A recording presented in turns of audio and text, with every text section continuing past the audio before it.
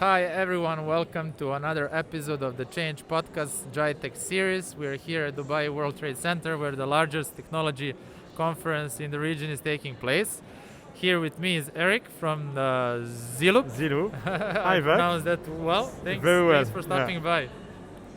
Oh, good. Busy. A lot of visitors. Very interesting It's good visitors. to be face to face in person for a change. Huh? Absolutely. We are maybe a bit tired of being behind a screen and making a web conference all the time. I know, right? You're based out of Dubai, right? Out of Dubai. Originally from France. From France, absolutely. And you, as per my understanding, you made a major shift in your life from corporate to startup. To startup, absolutely. There was a time to change. There was a time that we wanted to have a more direct impact and influence what could be a better planet for our future generation. That's a lovely cause. And if you would have to introduce yourself and ZeLoop in just a couple of sentences, what would you say to us?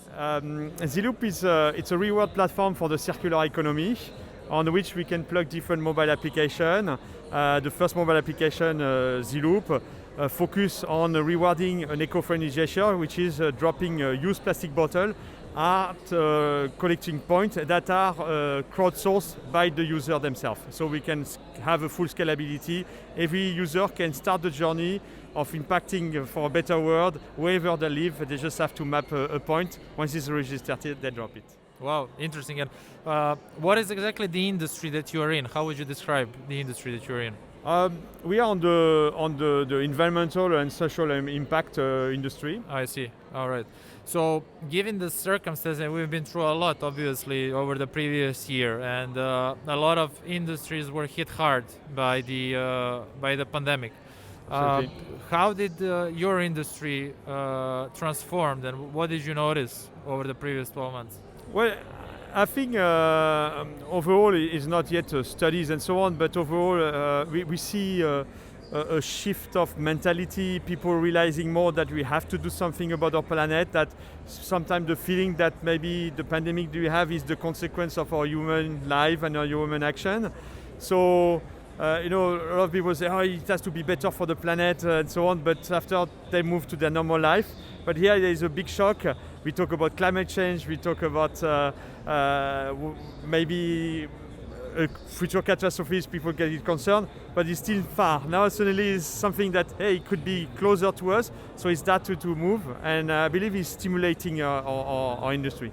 That's interesting, yeah, I would actually have to agree with that. And if you have to point out, I personally learned a lot throughout this year, honestly. I had the time to reflect on myself and my business, and I understood a lot of things that were not clear for me, before, when I was just chasing some results and, going day to day, doing your things. What were the biggest lessons that you personally learned throughout the previous year?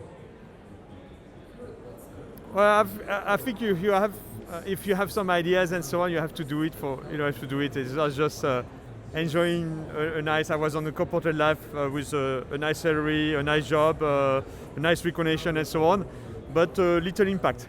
So now we want to prioritize first the impact, and after obviously make a living out of it is also important, because without the money you can't have a strong impact. You have to be able to finance development and so on, and grow from there. And honestly, you're not the first one that I talked on GITEX who is saying the same thing. It's about impact, and I think that a lot of people realized during this year that impact and the purpose of what you're doing is equally important as the business results that Absolutely. You're making, etc. Yeah. And probably it's due to what we suffered, and people had time to kind of reflect on themselves and understand that there's something more to it. It's not just about business and doing business, going Absolutely. in and out, 9 to 5, making for living. There is a higher cause. Interesting. So talking about business, I think that some companies were ready, some were not, some exploded and went through the roof when it comes to revenues. Some of them collapsed. What do you think were the most common mistakes that companies made during the pandemic? It's a bit difficult to judge others. It's beyond the mistake, which again each company had to address. I would expect that some companies were a bit slow to react to the change, to realize that they have to adapt very fast.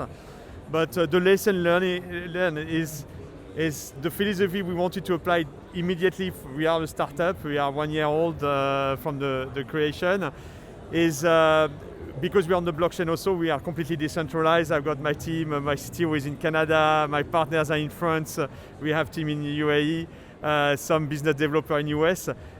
We have no office, we work always work from day one on remote with remote tools and so on, but try to still build a team spirit. That is the challenge when you do that. But it's definitely the kind of change. Just confirm that is the right way. Avoid to be stuck on some assets, some office and rental on every month and so on. You need to be very agile. So if the market evolves, you can also adapt quickly without also have the burden of overheads every month. It's amazing, and I think that's one of the first lessons that a lot of big corporates learned, who were even investing into building their own 10 floors buildings, etc., having a lot of assets on their hands. Yeah. I think we became a lot more flexible. Just Absolutely. if you think about a number of meetings that you can do now, like throughout the day, you're coming from Dubai, so you understand what it means when someone schedules a meeting in Abu Dhabi. That means half of my day is gone in driving, and then the rest is gone in me being tired. Now you do 45 minutes a meeting just like this in the morning, and that's it. You have the rest of your day. And it was one of the reasons we started. We could have started up our company in different places. I'm French, my partners are from all the different countries. We could have incorporate the company in another place. We decided here because it's also a very good lab where all the stakeholders are at reach, just half an hour drive, like you said, so on. But today it's even faster. You don't have to go. And when we started the company, every time we were on Zoom proposing remote meetings, sometimes we say, you don't want to, you have the startup complex that is it fine if we are at home and so on. And suddenly the world has changed where everybody finds very normal that you call from your place, Exactly. It's not so exactly interesting opportunity. I love actually. it, and I love it because that's exactly it. When I established my business in this region to 2014, we were thinking, we need to have a nice office in nice place of the town. People need to see that we actually exist, etc., that we were established. But that was just accepting, some typical or how people are used to doing business. And if you suggest a conference call, there was an immediate thought, okay, why are they suggesting a conference call? Are they actually operational in this market or not? Absolutely. Or maybe they're working from abroad? And we're like, yeah, we are working from abroad, and there is actually nothing wrong about it. Yeah. And I love it. I think it's going to accelerate all of the industries and the whole market to a completely different level. But after, it's a challenge also, especially when you scale up and when your company is larger. The challenge for any company is to create a company culture. And for that, you need to create touch points where people meet each other and so on. Otherwise, you will have people working on their life, but not having the sense of belonging to a company. And that is also important to deliver a message, to deliver a product, and so on. Yeah. Well, for the price of 5 stores in downtown, we can go to Mauritius for 3 weeks. Absolutely. But it's a thing that you have to invent. For us, it's logic because we started from the dematerialized. And then you will be on the roadmap. We say we have to get some touch points, and we do have some touch points. Yes. And as we go, it will have. If we want to remain in that mode, we'll have to really structure that also. Definitely, I couldn't agree more. So when it comes to ZeLoop and going forward, what are your plans now? What's ahead of you? So the way we have structured the mobile application allows the user to start immediately the journey. So since we released the app end of July, we have a user in over 100 countries, points mapped in 25 countries. Our business model is with partner corporation. The app is gamified, and they provide some challenges that give visibility for corporation to market their involvement on CSR. So we tap on the CSR budget of companies. So we have done some contract in UAE for that, working with some large brands here. We're going to roll out in that part of acquiring more business partners and so on in countries where a collection rate is low. say UAE is low, but also in Europe we can't just some people fingerpoint UAE, but it's not much better. In France, Italy, and so on, collection rate is 50%. US, it's also very low. So we are working on developing business, talking about a joint venture in US, and so.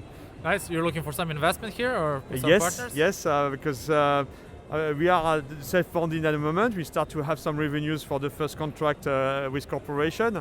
But the essence, if we want to reach impact, we need to have a lot of people. If we want to have a lot of vision, you need visibility. And visibility has a cost. Today we have a low cost per user acquired, but if you want to accelerate our multi, you need more money to do more marketing, directed marketing and so forth. We have to get more development. We have a lot of ideas on the roadmap to expand new functionalities for the user, and we have also a patent that we want to roll out and so on, so that also requires some funding. Interesting. Okay, so I hope that we'll be able to contribute to your visibility just a little bit. We don't have a budget to put in yet. I'm sure it will help us.